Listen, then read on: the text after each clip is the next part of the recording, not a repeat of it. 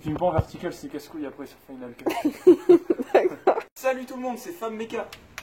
On se retrouve aujourd'hui pour une vidéo sur la 206. Comme je l'ai dit dans la fin de ma vidéo sur la 206 qui marche, le radiateur fuit. Et bien sûr, le bocal est totalement vide. Et Marine, il surchauffe.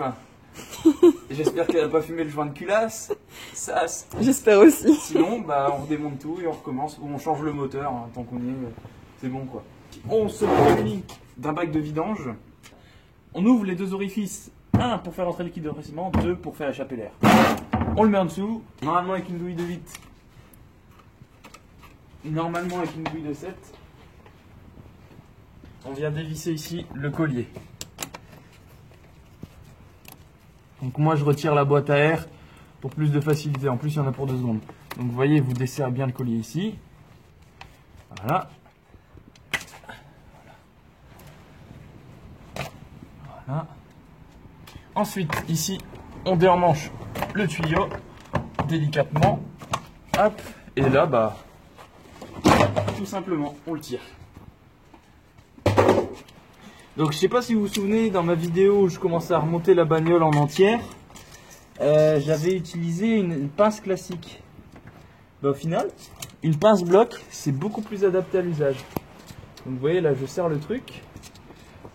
Ici, je serre un peu plus pour que ce soit plus simple. Et regardez comment je vais avoir la facilité à l'enlever.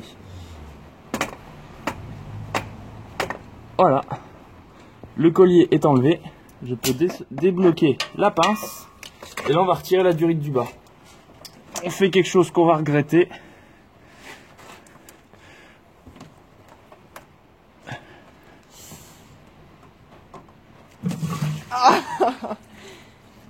Voilà. Et voilà, c'est vide.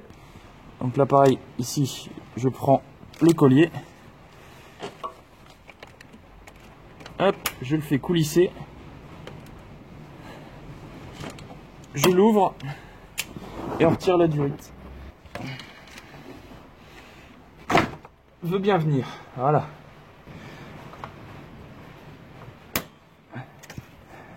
Bah même avec ça, c'est pas si simple.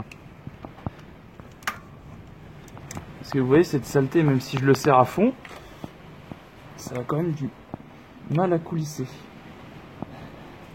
Voilà, donc là, hop.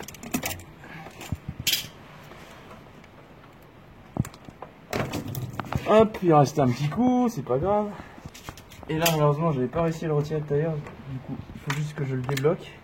Comme ça, la durite est libre. Et on peut la retirer. Hop. Voilà. Et le collier, bien sûr, reste ici. Sûrement la durite que j'ai retirée la plus facilement.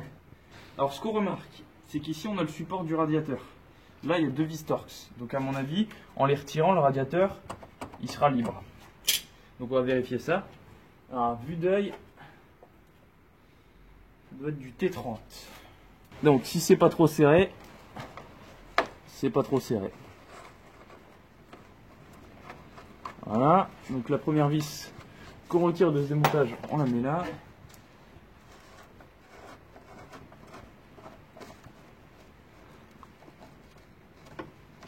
Parfait. Et donc, comme vous voyez, le radiateur est quand même plutôt démontable. Donc ici, on a les supports qui viennent ici en sandwich et après le tirer. Du coup, on peut les retirer. Hop. D'ailleurs, assez surpris que ce soit monté comme ça. Mais... hop, on les met comme ça, ici et ici. Bon, on voit qu'il fuit déjà. Voilà, tout en bas, il y a de la boue, c'est dégueulasse. Soit il fuit, soit je sais pas. Donc là, ici, on a la référence du radiateur. C'est sûrement celle-là que j'aurais dû réutiliser pour acheter le nouveau, mais c'est pas bien grave. Celui qu'on a reçu a l'air d'être compatible, sinon je ferai un échange. Donc là, par contre, genre on aura fini ce soir, quoi. Ça te roule le cul. Qu'est-ce que je te dise? C'est bien. Et ça se démonte facilement. Ouais, ça va. T'as vu, on n'a pas trop galéré au final. Alors, voici le nouveau radiateur. Voici l'ancien. Donc, une fois démonté, bah,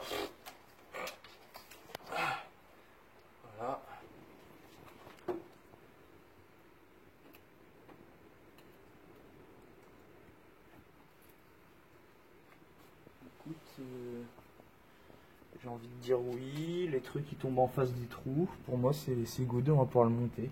Donc ici on a les petites bagues plastiques.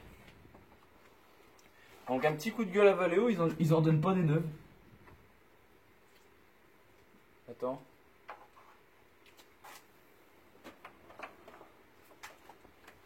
C'était comme ça, ouais. Puis ça venait dedans. Puis il y avait une vis ici, je crois. Et on va mettre comme ça. Et là on va visser.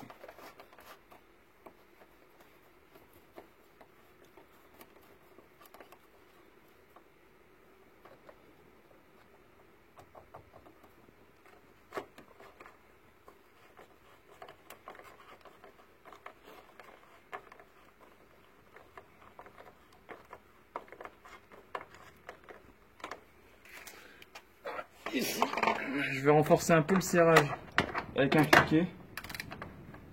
Je vais pas trop forcer parce que c'est du plastique. Si on le pète, on est mort, donc on va pas forcer. Voilà, là c'est serré. Voilà, là c'est serré aussi. Donc là le radiateur il bouge quasiment plus. Voilà. Tu remets lui là, et lui tu le mets comme ça. Hop.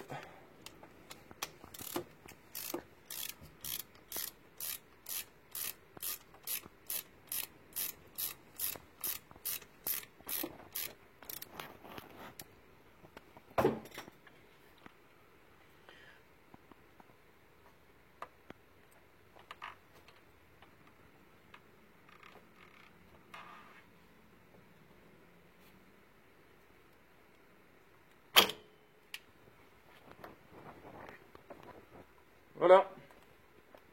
Donc on continue à remettre les colliers, hein. Je vais pas vous faire un dessin, je pense que vous savez comment on fait. Et je reprends la vidéo quand c'est fait. Alors là c'est terminé, donc le radiateur est en place. Et comme vous avez vu, j'ai remis les durites. Donc les colliers c'est une saloperie à remettre, mais bon, faut le faire quoi. Donc là ça va, j'ai terminé. Ce qui reste à faire pour cette 206, bah là c'est remonter ici